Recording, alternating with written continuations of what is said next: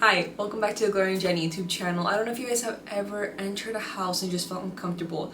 You feel like somebody's watching you from afar or even close by. You hear sounds and everything about this house looks normal from the outside and inside, but for some reason it just feels off. Something just doesn't feel right.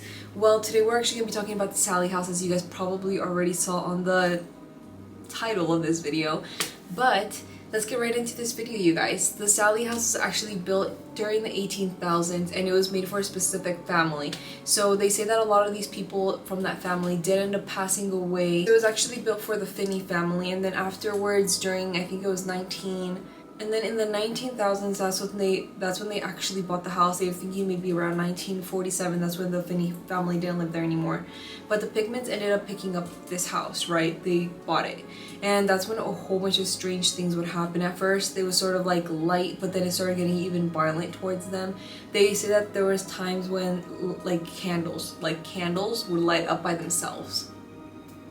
That would be so weird. Like, you're just sitting there, you just see the side of your eye, like a candle just and turn on. And they say that they would actually see like fingerprints, like that was like either touching the candle or something, but there was fingerprints on there. Like, that is so strange. But a lot of things happen, as you guys know. A lot of people do say, like people that have gone to investigate the Sallie House, they say that there's a lot of different things that you know how some houses you say, oh, like you see apparitions, you see ghosts, you see shadows.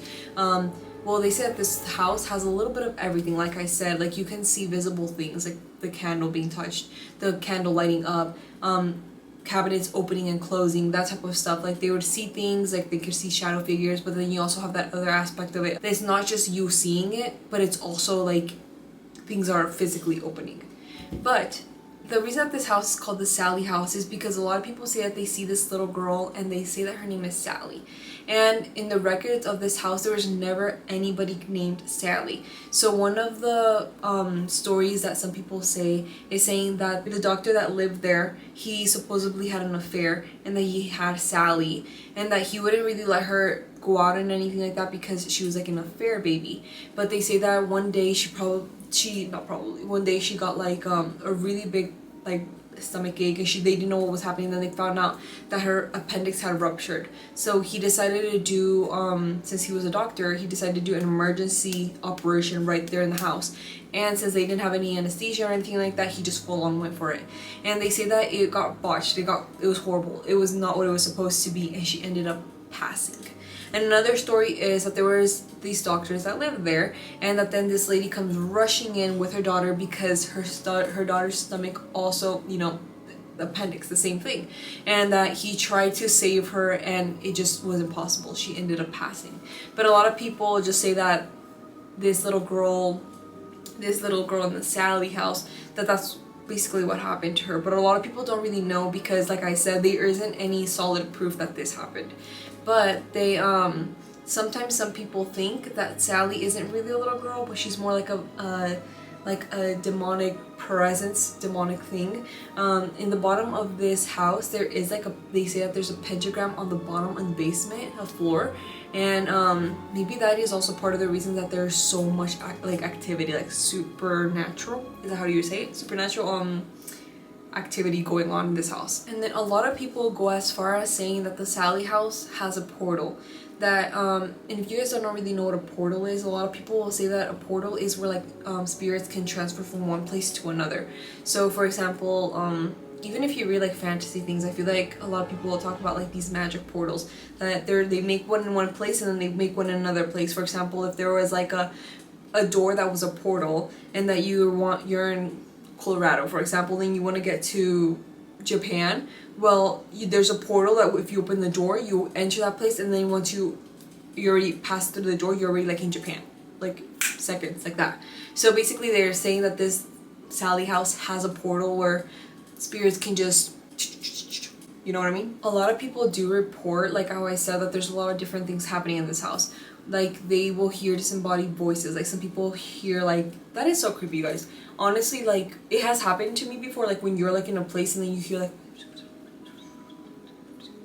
as if there's somebody talking and you can't hear like correctly what it is. You don't know what it is, but you can hear somebody talking and you're just sort of like, what the heck is going on, you know? And then they say that there also have been attacks, like people have gotten scratched, pushed, stuff like that.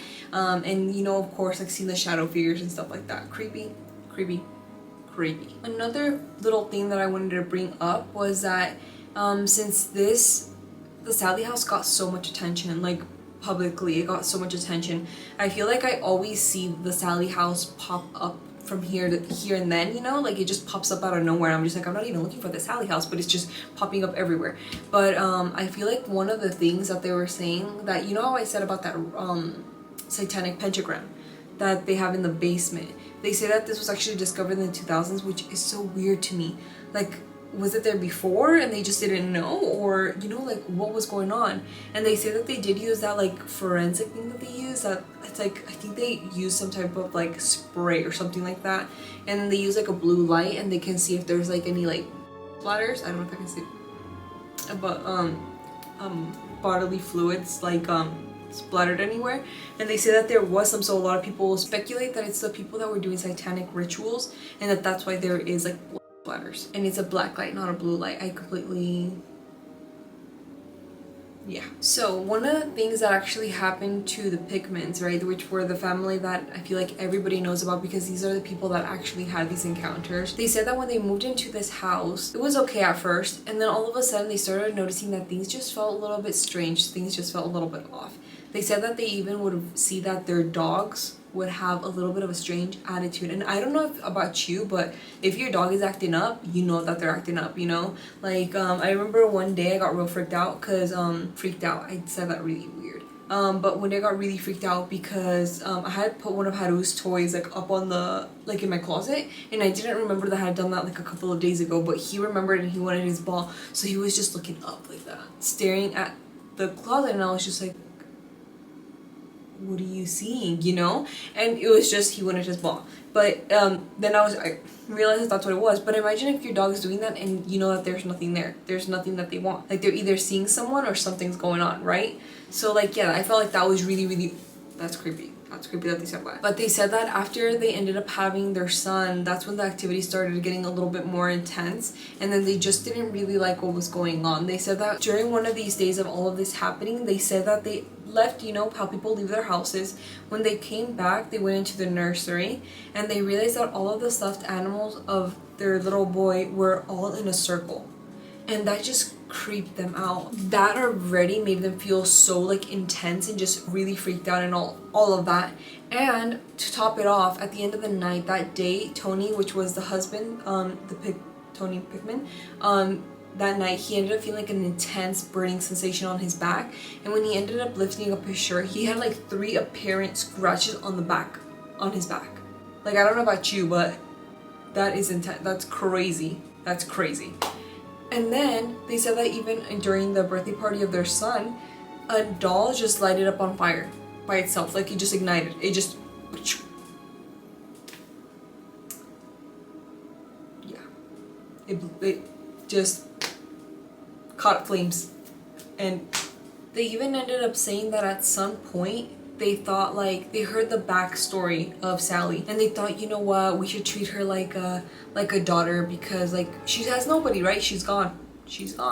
But they felt like even that, by them doing that, it just kept on becoming more and more intense, this thing that was going on. And they ended up just believing that Sallie isn't a little girl, it's just like a demonic thing, you know? And I feel like, honestly, I'm not even gonna lie, but I feel like I hear this a lot. Like, I hear that demons will try to lower your guard so that you can allow them in and allow them to sort of, because I feel like if you're accepting of it, you're accepting it into to yourself, you know, you're accepting it either to your house, you're accepting it, all of that. So it's almost like, you know, that like stupid, this is gonna sound stupid, but it almost, to me, it's like, you know, those vampires that, like, they say that vampires can't enter your house unless you allow them to. Well, I feel like this is the same thing with like demonic spirits and presence, like just demonic stuff. Like, if you're allowing it to come in and you're like encouraging it, or you're doing all of this thing, like you're searching for it, you're actually allowing it in. That's how I feel about it.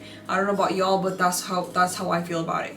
But I've heard growing up a lot of people that will say like, this is a crazy this is not the Sallie House, but so I did end up hearing this one story like a while ago of this person that was gonna go pray for some people because they were saying that they couldn't sleep at night, that they kept on hearing like a baby crying, so they didn't want to leave their house, like their rooms and stuff like that. And they said that when they ended up and they were going to pray and stuff like that, they said that all of a sudden, like, it was like a ticking thing. It was that they said that at a specific hour they kept on hearing this baby cry. I don't know if it was like 3 a.m. in the morning, you know how they say witching hour and all of that, I don't know, but they were saying that they were hearing this baby cry. And when that person came to pray, they ended up just, you know, chilling. They were praying the whole night, and then they said like just like clockwork, they started hearing the baby cry at this specific hour. And they said that this pastor goes out and like go see what's going on, and they see that it's like, it looks like a baby from afar,